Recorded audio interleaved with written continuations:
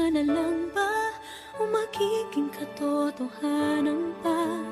Bakit may mahal ka ng iba?